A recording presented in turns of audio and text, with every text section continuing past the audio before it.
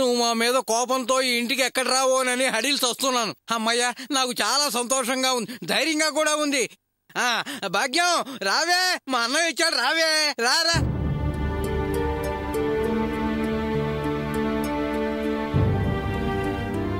రండి బావగారు, రండి. మేం తెలుసో తెలియకో ఏదైనా తప్పు చేస్తే చేసుండొచ్చు. అందుకని పెద్దవారు మీకు మీరే నిర్ణయం తీసుకుని ఈ ఇంటిని వెలేస్తే మాకెంత బాధనిపిస్తుంది. మమ్మల్ని తిట్టగలిగేవాళ్లు, కొట్టగలిగేవాళ్లు మీరే కదా. అది వదిలేసి ఇంటికి రాకుండా ఉండడం మీకు న్యాయంగా ఉందా? ఆగవే, వచ్చి రాగానే దండకాలేమిటి? మనందరికీ పెద్ద దిక్కయినా పోయి పోయి న్యాయమా ధర్మమా అంటూ ప్రశ్నలేమిటి? దేనికైనా సమయం సందర్భం ఉండాలి. కాసేపు నోరు మూసుకో. ఆ పని నువ్వు చెయ్యవయ్యా. సమయ సందర్భం లేకుండా అరవటం ఒక్కటే నీకు తెలుసు. బావగారి ఆశీర్వాదం, అండదండలు లేకపోతే ఈ కుటుంబం ముందుకు సాగేదా? ఇదంతా మీ చలువే బావగారు. నేను మంచికో చెడ్డకో ఓ నిర్ణయానికి రావాలని ఆ పంచాయతీ పెట్టాను. కానీ ఆ పంచాయతీ అలా ముగియడానికి కారణం నేను కాదన్న విషయం అందరికీ తెలిసిందే. లేదు కాదు, అర్చనను గోపి దగ్గర నుంచి విడదీయటానికే ఆ పంచాయతీ పెట్టానని మీరనుకుంటే మీరే మీ చేతులతో నా గొంతులుమి చంపేయండి, నేనేమీ అనుకోను. కానీ ఇలా అలిగి ఇంటికి రాకుండా ఉంటే మేం తట్టుకోలేం బావగారు. ఇప్పుడు ఎందుకమ్మా అంతలేసి మాటలంటావు? నేను వచ్చాను కదా, మిమ్మల్ని వదిలిపెట్టి నేను మాత్రం ఎక్కడికెళ్తాను? అయినా నాకెవరున్నారమ్మా? అన్నయ్య, ఏమిటన్నయ్య ఇది? మనమంతా ఒకటే అన్నయ్య, మన మధ్య తేడా లేవు, రావు కూడా. అవునన్నయ్య. ఏమిటి భాగ్యం, ఆ మాట ఈ మాట అని మా అన్నయ్య కన్నీళ్లు పెట్టేలా చేశావు. వెళ్ళి కాఫీ పట్టురా, వెళ్ళు. అమ్మా, కాఫీ వద్దు, పెద్దనాన్న ఇంకా భోజనం చేయలేదు, అన్నం వడ్డించు. అయ్యో, ఇంకా భోజనం చేయలేదా? అవునమ్మా, మన మీద కోపంతో పెద్దనాన్న అన్నం మానేశారు. అయ్యో భగవంతుడా, ఎంత పాపం మూట కట్టుకున్నావు. ఏమయ్యా, నువ్వెళ్ళి ఇస్త్రాకులు తీసుకురా. ఇస్తరాకెందుకమ్మా? అదేమిటన్నయ్య? ఇదేమన్నా పరాయిల్లా? మనింట్లో మనం భోంచేయడానికి ఇస్తరాకులెందుకు? నేను ప్లేట్లోనే తింటా. భాగ్యం, లోపలికి వెళ్ళా ఏర్పాట్లు చూడు. రానయ్య, రాణి, లోపలికి వెళ్ళా, అమ్మకి హెల్ప్ చేయి. రానయ్య.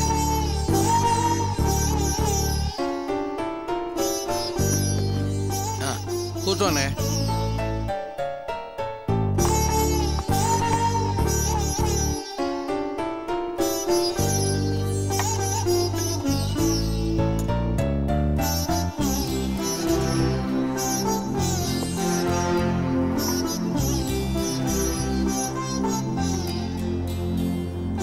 తిని పెద్దన్న.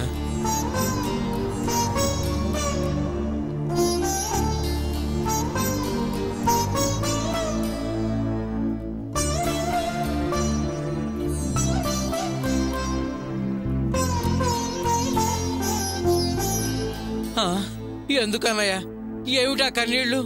ఓహో, భాగ్యం అన్న మాటలు నీ మనసుకే ఉన్న బాధ కలిగించా? పెద్దన్న, ఎందుకలా కంటతడి పెట్టుకుంటున్నావు? నీ గురించేరా, నిన్ను తలుచుకునే. కట్టుకున్న భార్యతో సుఖంగా సంతోషంగా కాపురం చేయాల్సిన వయస్సులో ఒంటరిగా నిలబడ్డావి అని.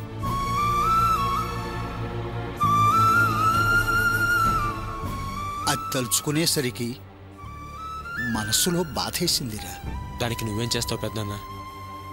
నా జాతకం రాశి చక్రం బాలేదు, నువ్వు తిను. లేదురా, నా రాశి చక్రవే నిన్ను బాధ పెడుతుందేమోనని. పెద్దన్న, కాపురం చేయాల్సిన వయస్సులో నా భార్యను పుట్టింటికి పంపించేసి ఒంటరిగా ఉండటం మొదలుపెట్టిన వాణ్ణిరా నేను. ఆ రాశి చక్రం నిన్ను బాధ పెడుతుందేమోనని.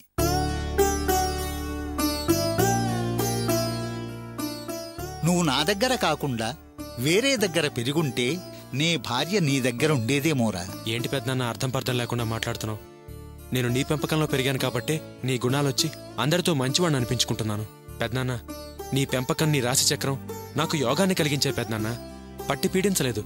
అది కాదురా గోపి, ఒక మనిషికి సంబంధించి అమ్మా నాన్న, అక్కా చెల్లి, అన్నా తమ్ముడు, చిన్నాన్న పెదనాయన వీళ్లంతా కన్నవాళ్లకు సంబంధించిన వాళ్ళు, తనవాళ్లు. కాని భార్య మాత్రం బయట నుంచి వచ్చి ముడేసుకున్న కొత్త బంధం. ఆవిడ ప్రోత్సాహం ఒక్కొక్క మనిషిని ఎంతో ఉన్నతికి తీసుకెళ్తుంది. అరే గోపి, నువ్వు నీ జీవితంలో ఎంతో గొప్పవాడివి కావాలిరా. దానికి నీ భార్య సహకారం ఎంతైనా అవసరం. ఇక ముందు ఇలాంటి విషయాల్లో తలదూర్చకూడదు అనుకున్నా, కానీ ఇప్పుడు చెబుతున్నాన్రా, నేను మళ్లీ తలదూర్చబోతున్నా.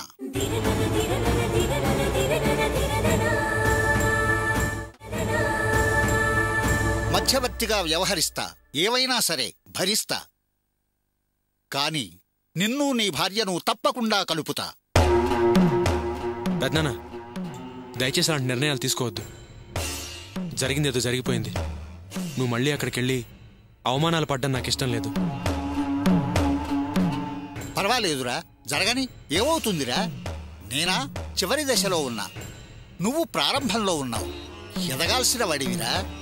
నీకోసం ఎన్ని అవమానాలు పడ్డా బాధపడనురా. నా నిర్ణయం మారదు. నేను సర్ది చెప్పే ప్రయత్నం మానను. ఏంటి బావగారు, వాడి గురించి మాట్లాడడానికి వెళ్తారా? మీరెందుకు వెళ్ళడం? వద్దంటున్నాడుగా. మనమెందుకు ఓ మెట్టి దిగిపోవాలి? ఆడపిల్లవాళ్ళు వాళ్లే దిగిరావాలి. కానీ ఎవరు ముందొస్తే ఏంటి, ఎవరింటికి ఎవరు వెళితే ఏంటి? ఇప్పుడు పంతాలు, గౌరవ మర్యాదలు ముఖ్యం కాదు, కార్యం ముఖ్యం. వీళ్ళిద్దరూ ఒకటవటం ముఖ్యం. దానికోసం ఎన్ని మెట్లైనా దిగుతాను. నేను చెప్పేది అలా అని కాదు బావగారు. ఏంటే దానికోసం కాదు, దీనికోసం కాదు అని నేను నసా. అన్నయ్య చెబుతున్నాడుగా. అన్నయ్య మాట అంటే మాటే, మాట కోసం నిలబడే మనిషి. అన్నయ్య, ముందు నీ భోజనం గాని, తర్వాత నీ ఇష్టం. అమ్మా, అన్నయ్య కూడా ఇంకా ఏం తినలేదమ్మా. ఏరా గోపి, అన్నం తినలేదా? అదేంట్రా? రా తిందుగానిరా. వద్దు పెద్దన్న, నువ్వు కానీ, నేను తర్వాత తింటాలే. తర్వాత ఏమిట్రా? పెదనాన్ని చెబుతున్నాడుగా, తిను. రా కూర్చో. వెళ్ళు భాగ్యం, వెళ్ళి వాడికి కూడా వడ్డించు. పెద్దన్న, వెళ్ళి చేకడికి వస్తాను. సరే, నువ్వు భోజనం చేయ అన్నయ్య.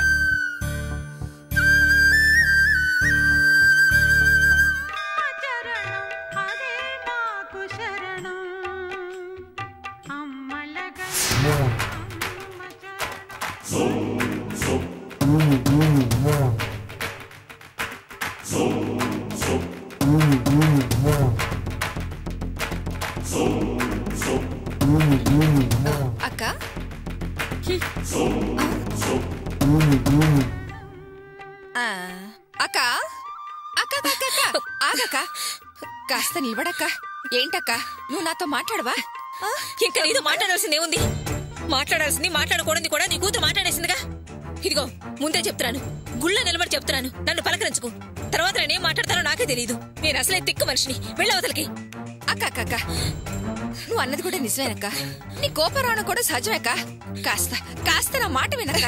ఏ, నువ్వే నీతులు చెప్తావా? నువ్వు చెప్పే శ్రీరంగ నీతులు నేను వినాలా? అక్క అక్క అని నిన్ను ఎంత మర్యాదగా పలకరించేదాన్ని, అలాంటి నన్ను కరివేపాకులా తీసి పారేసింది నీ కూతురు. ఇక నీతో నాకు అవసరం ఏంటి? నీకు నాకు మాట్లాడి వెళ్ళవతలకి. అక్కంట అక్క, తమలపాకుతో నువ్వును, తలుపు చెక్కతో నీ కూతురు అన్నట్టుంది. అన్న చాలు, విన చాలు, వెళ్ళవతలకి. అక్క అక్క అక్క, నువ్వు చాలా కోపంగా ఉన్నాక తిట్టు. నన్ను నా కూతురిని కలిపి తిట్టక్క. కాదు, తిడితే కోపం చల్లారదు. వేస్తే ఒక చెంప దెబ్బయ్యాక నేనేం అనుకోనక్క. కాస్త నా మాట వినక్క. భాగ్యవక్కని ఎందుకు అలా అన్నావని జయంతి నేను అడిగానక్క. దానికి అదేముందో తెలుసా? నా మొగుడిని ఆడపడుచుని తిడుతుంటే నేను తట్టుకోలేను అంది. కోపంలో వెనక ముందు చూడకుండా అనేశాను అంది. అందుకే కోపం వచ్చిందక్క. ఏంటి, నేను మెడబెట్టి గెంటేసిన కుటుంబాన్ని నీకు సపోర్ట్ చేసింది కాక భాగ్యవక్కని అన్నని మాట్లాంటావని అక్కనన్నా ఒకటే, నన్నన్నా ఒకటే అని దులిపేశానక్క. అయినా అక్కన్న దాంట్లో తప్పే ఉందమ్మా. అదో కుటుంబమా?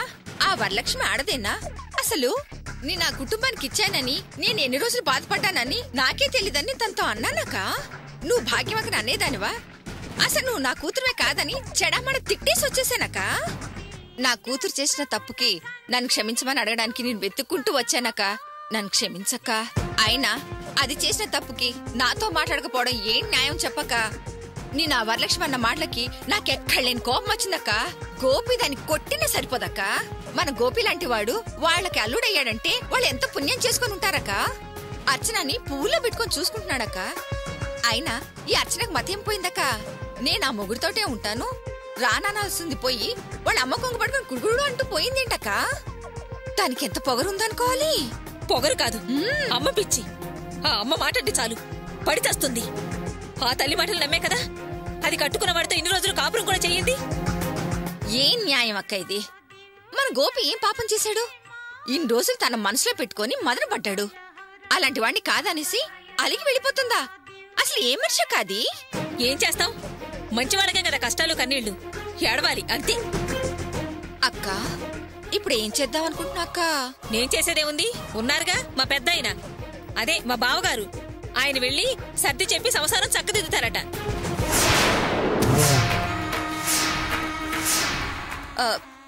అక్క అక్క అక్క ఏంటి ఆయన వెళ్తాడా? అసలు అది ఆడదైతే కదక్క సర్ది చెప్పి చక్కదిద్ది పంపడానికి. వెళ్తాం అనవసరం అక్క. నేను అదే అన్నాను, వింటున్నారా? బిడ్డ జీవితం నాశనం చేస్తావని నా నోరే మూయిస్తున్నారు. మా బావగారు అసలు అన్నిటికీ నేనే కారణమని నన్నేం మాట్లాడనీయడం లేదు. నేనేం చేయను, మాట్లాడి ఎలా మాట్లాడతారో అని నేను వదిలేశాను. ఈయన మాటలు విని ఆ మహాతల్లి అర్చన పంపిస్తుందని నాకు నమ్మకం లేదక్క. దానికి మనమేం చేయగలం? వెళ్ళని వస్తే కాపురం చేస్తుంది, లేకపోతే పుట్టింటోనే గబ్బిలలో పట్టుకుని ఏలాడుతుంది. దానిష్టం, ఎలా పోతే అలా పోని. సరేలేక, నా కూతురు చేసిన తప్పుకి నాతో మాట్లాడటం మానేకాక వస్తూ పోతుండక్క. భలేదానివక్క, నువ్వంతలా చెప్పాలా? నేను రాకుండా ఎలా ఉంటాను? సరే నేను వస్తానక్క. సరే అక్క.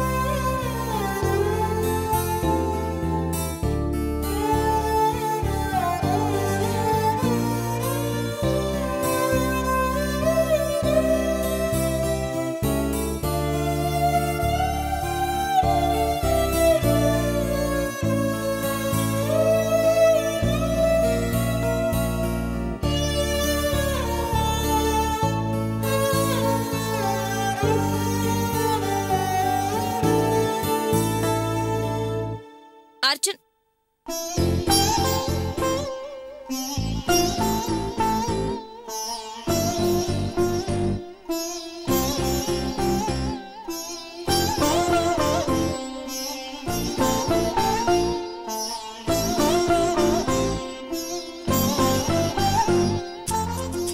అర్చన, అర్చన, ఏంటి అర్చన అంత పరధ్యానం? నా పిలుపు వినిపించడం లేదా? వినిపించింది. ఏంటిది? ఓ ఫీలింగ్సా? గోపీబావని మనసు నిండా ఉన్నాడు కదూ? అబ్బే లేదు. ఎందుకు అర్చన నిన్ను నువ్వు మోసం చేసుకుంటూ అందర్నీ మోసం చేయాలని చూస్తున్నావు? నువ్వెంత దాచిపెట్టినా నీ మొహం చెప్తూనే ఉంది. నేను అడగకూడదు కానీ బావ చేసిన తప్పేంటి? ఇప్పుడు జరిగింది వదిలే. అంతకుముందు చేసిన తప్పేంటి? నీకు నిజంగా బావ నచ్చలేదా? లేక నచ్చలేదు అన్నట్టు నటిస్తున్నావా? పాపం బావా, నువ్వు ఏం చేసినా నీ మనసు బాధపడకుండా నడుచుకున్నారు. నిన్ను చాలా బాగా చూసుకుంటున్నారు. అర్చన, ఈ రోజుల్లో ఒక మగాడితో ఫ్రీగా 5 నిమిషాలు మాట్లాడలేకపోతున్నా. అలాంటిది నువ్వు భార్యవైనా నిన్ను పక్కన పెట్టుకుని కనీసం తాకనైనా తాకకుండా ఇంత భద్రంగా చూసుకుంటున్నారే. బావ దేవుడు అర్చన.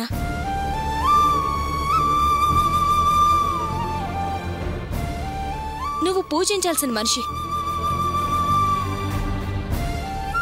నిన్ను పెళ్లి చేసుకున్న తర్వాత బావ పడ్డ మాటలు, అనుభవించిన అవమానాలు, పడ్డ కష్టం అంతా ఇంత కాదు. అయినా అన్ని భరించాడు. ఏనాడు బయటపడలేదు. దేనికి? నీకోసం కాదా? అవన్నీ పోనీ అర్చన. చిన్న చిన్న విషయాలకే భార్యల్ని అనుమానించి చీటికి మాటికి కొట్టే మగాళ్ళు ఎంతో మందున్నారు. కాని బావ ఏనాడైనా నిన్ను పల్లెత్తి మాట అన్నాడా? లేదే.